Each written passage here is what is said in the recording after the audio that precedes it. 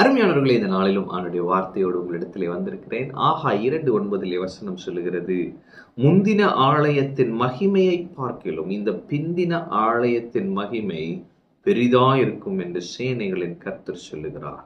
இவ்விடத்தில் சமாதானத்தை கட்டளையிடுவேன் என்று சேனைகளின் கர்த்தர் உரைக்கிறார் என்று சொல் என்றார்.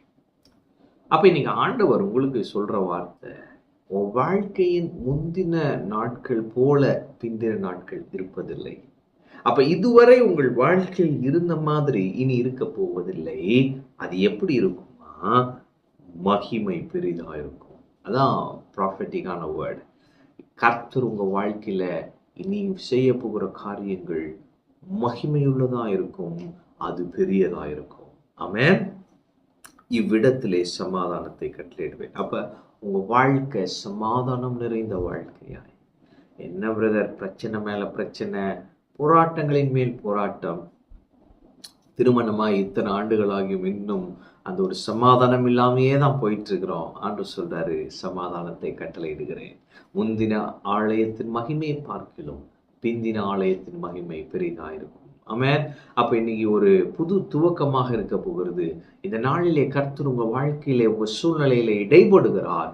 தேவன் வாக்குத்தத்தமாய் சொல்லுகிறார், முந்தின ஆலயத்தின் மகிமையை பார்க்கிலும் பிந்தின ஆலயத்தின் மகிமை. முந்தின ஆலயத்தை சாலமோன் ராஜா அவ்வளோ ராயலா கட்டினா பாருங்க. பிந்தின ஆலயத்தை ஜெருபாபேல வைத்து கட்டுகிறாங்க. அது அவ்வளோ ராயலா இல்லை. ஆனா ஆண்டவர் சொல்றாரு, கட்டடம் இல்லப்பா, நான் என் மகிமை அங்க பெரிதா இருக்கும். ஆமென்.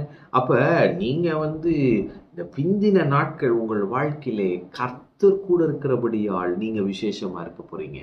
இதுவரைக்கும் கர்த்தர் உங்க கூட இருந்திருந்தாலும் நீங்க அவரை புரிஞ்சிக்காதனால, அவருடைய அந்த பிரசன்னத்தை உணராதனால உங்க வாழ்க்கை எப்படி இருந்திருக்கலாம். ஆனா இனி கர்த்தர் உங்க கூட இருக்கிறார்ன்ற வெளிச்சத்துல நீங்க இருக்க போறீங்க.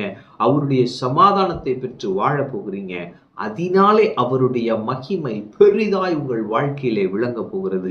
நடக்கவே நடக்காதுன்னு சொன்ன காரியங்கள் எல்லாம் இனி நடக்க போகுது. முடியவே முடியாதுன்னு சொன்ன காரியங்கள் எல்லாம் இனி முடிய போகுது. கிடைக்கவே கிடைக்காதுன்னு சொன்ன காரியங்கள் எல்லாம் இனி கிடைக்க போகுது. நீ எல்லாம் செய்ய முடியாதுன்னு சொன்ன காரியங்கள் எல்லாம் நீங்க செய்ய போறீங்க. நீ எல்லாமா செய்வ அப்படின்னு சொன்ன காரியங்கள் எல்லாம் நீங்க செய்ய போறீங்க. கர்த்தர் உங்களை எடுத்து பயன்படுத்த போகிறார். நீங்க கர்த்தர் உங்க கூட இருக்கிறபடியால் நீங்க பராக்கிரமசாலிகளா இருக்கிறீங்க. தேவன் உங்களை முன்குறித்திருக்கிறபடியால் பெரிய பெரிய காரியங்களை செய்வீங்க. உங்களுடைய பிந்தின மகிமை பெரிதா இருக்கும். ஆமென். கர்த்தர் உங்களோடு இருக்கிறார். கர்த்தர் உங்களை ஆசீர்வதிப்பார்.